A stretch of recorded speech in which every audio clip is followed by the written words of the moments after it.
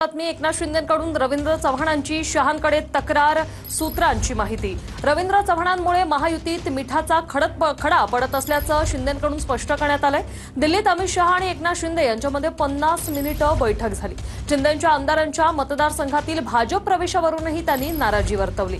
तर भाजपच्या राज्यातील वरिष्ठ नेत्यांची एकनाथ शिंदेंकडून अमित शहांकडे तक्रार करण्यात आल्याची सूत्रांची माहिती।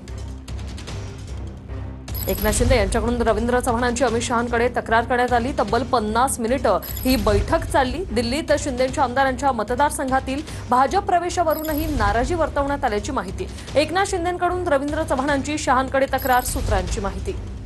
चव्हाणांमुळे महायुतीत मिठाचा खडा पडत असल्याचं शिंदेंकडून स्पष्ट करण्यात आलेलं आहे।